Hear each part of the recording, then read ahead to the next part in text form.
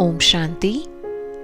पिछले एपिसोड में हमने कुछ तथ्य प्रस्तुत किए थे जो यह बताते हैं कि शास्त्रों के रहस्यों को ठीक तरह समझा नहीं गया है और शास्त्रों में बहुत सारी मिलावट हो गई है और बहुत कुछ मिस भी हुआ है। तभी तो शास्त्र पढ़ने के बाद भी आज भी लोग यही गाते हैं कि असतो मां सद्गमय, अर्थात मुझे असत्य से सत्य की ओर ले चलो। तो आइए अब सत्य को आपके सामने रखते हैं। वास्तव में जिस महाभारत युद्ध की बात गीता में की गई है, उसी महाभारत के युद्ध को ही बाइबल में द होली वॉर कहा है, जो शैतान और फरिश्तों के बीच दिखाया गया है। इस्लाम में उसी को जिहाद कहा है, जो अच्छाई और बुराई के युद्ध का परिचायक है।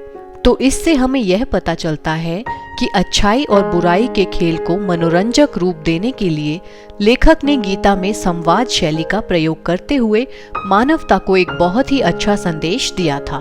लेकिन कालांतर में मनुष्यों ने उसे हूबहू मान लिया, जिस कारण गीता ज्ञान का स्वरूप ही बदल गया। गीता में परमात्मा कहते हैं, हे पार्थ, मैं निराकार हूँ, मुझे इन चर्म चक्षुओं द्वारा नहीं देखा जा सकता। मेरा जन्म दिव्य और अलौकिक है। मुझे कोटों में कोई में भी कोई पहचानते हैं।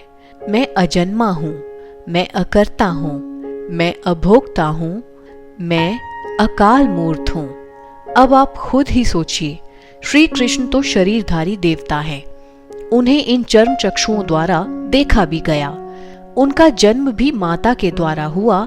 उन्होंने कर्म भी किए, शिक्षा भी प्राप्त की और उन्होंने देह त्याग भी किया। तो विचारणीय बात यह है कि इन वाक्यों का उद्घोष करने वाली वो परम सत्ता आखिर है कौन? फिर गीता में परमात्मा को 5 घोड़ों के रथ पर सवार एक सारथी के रूप में दर्शाया गया है। तो रथ अर्थात शरीर। यदि आपने राजयोग डे 1 की वीडियो ठीक से देखी है तो उसमें हमने बताया था कि शरीर को आत्मा का रथ भी कहते हैं। तो 5 घोड़ों वाला रथ अर्थात 5 कर्मेंद्रियों वाला शरीर। वास्तव में गीता का ज्ञान के सागर निराकार परमात्मा शिव के द्वारा अति धर्म ग्लानि के समय पर दिया गया था। श्री कृष्ण की आत्मा पुनर्जन्म लेते लेते कलयुग के अंत में पहुंचकर एक अति साधारण मनुष्य के रूप में जन्म लेती है और इसी साधारण मनुष्य की वृद्ध अवस्था में निराकार परमात्मा शिव ने उनके तन में प्रवेश होकर उन्हें प्रजापिता ब्रह्मा नाम दिया और उनके मुख द्वारा ही गीता का ज्ञान दिया।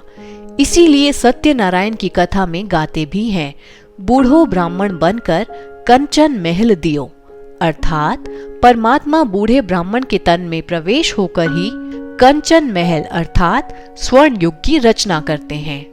क्योंकि निराकार परमात्मा का खुद का शरीर नहीं है, इसलिए ज्ञान सुनाने के लिए उन्हें मनुष्य तन का आधार लेना पड़ता है। फिर यही प्रजापिता ब्रह्मा आगे चलकर पुनः श्री कृष्ण बनते हैं। तो बस यही अंतर रह गया कि ज्ञान दिया था श्री कृष्ण के पूर्व जन्म के शरीर के द्वारा और मान लिया गया कि श्री कृष्ण के द्वारा ही दिया गया। परमपिता परमात्मा शिव ने प्रजापिता ब्रह्मा के तन में प्रवेश होकर मनुष्य आत्माओं को गीता ज्ञान दिया था और सत्य धर्म की स्थापना की थी।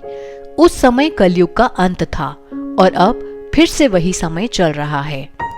अति धर्म ग्लानि का समय द्वापर नहीं कलयुग होता है, जो आज हम सभी अपनी आंखों से देख भी रहे हैं। इसलिए परमात्मा का दिव्य अवतरण भी संगम युग के समय होता है। संगम युग पर ही वो गीता ज्ञान देकर मनुष्यों का कल्याण करते हैं। उसके बाद कलयुग का महाविनाश होता है। परमात्मा शिव सृष्टि का कल्याण करके अपने परम धाम वापस लौट जाते हैं और युग परिवर्तन होकर पृथ्वी पर सतयुग आ जाता है, जिस कारण गीता ज्ञान भी लोप हो जाता है और फिर द्वापर युग में साक्षात्कार के माध्यम से उसे पुनः लिखा जाता है। तो ज्ञान देने के समय में और लिखने के समय में 2 युगों का अंतर पड़ गया। यही कारण है लिखने वालों से काफी बातें छूट गई हैं। महाविनाश के पश्चात श्री कृष्ण ही नई सतयुगी दुनिया के प्रथम राजकुमार बनते हैं। तो अब प्रश्न ये उठता है कि श्री कृष्ण को सतयुग में कैसे माने।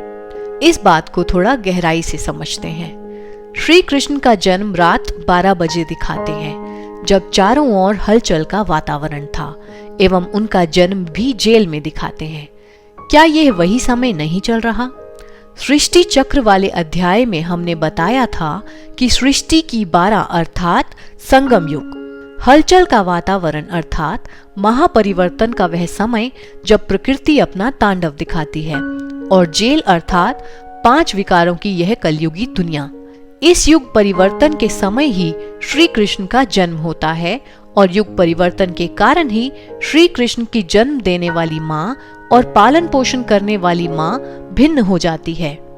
फिर आप देखिए कि श्री कृष्ण को सभी 16 कला संपूर्ण कहते हैं। 16 कला संपूर्ण का मतलब होता है 100% परफेक्ट। तो यह 16 नंबर परफेक्शन की डिग्री है। जैसे कहते भी हैं 16 आने सच।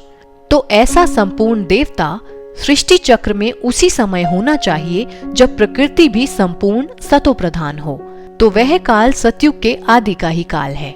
25 से 30 वर्ष की आयु में ही श्री कृष्ण और श्री राधा का स्वयंवर होता है, जिसके पश्चात उनका नामकरण श्री लक्ष्मी और श्री नारायण होता है। इसलिए गाते भी हैं, श्री कृष्ण गोविंद हरे मुरारी, हे नाथ नारायण वासुदेवा। तो नारायण और श्री कृष्ण एक ही हैं, और यही कारण है कि शास्त्रों में लक्ष्मी नारायण का बचपन नहीं मिलता और श्री राधा कृष्णा के विवाह के बाद के जीवन का भी कुछ खास जिक्र नहीं मिलता। तो शीघ्र ही श्री कृष्ण का जन्म इस भारत भूमि पर होने वाला है। परम पवित्र होने के कारण उनके पांव इस पतित भूमि पर तो पड़ नहीं सकते, इसीलिए उनके आने से पूर्व ही इस सृष्टि का महापरिवर्तन होकर इस भूमि को स्वच्छ भी होना है। आशा करते हैं कि गीता के वास्तविक रहस्य को हम आप तक पहुंचाने में कामयाब रहे हैं।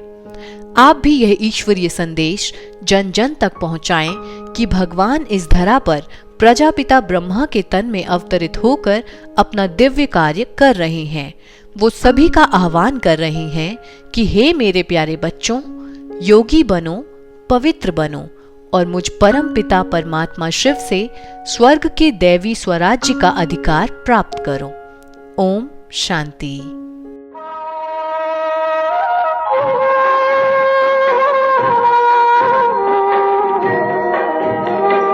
योगी बनो, ज्ञानी बनो, योगी जीवन है प्यारा। योगी बनो, ज्ञानी बनो, योगी जीवन है प्यारा।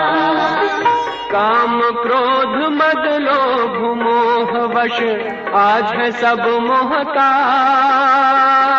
योग लगा कर पाप मिटा ले, स्वर्ग सजा ले तू आज।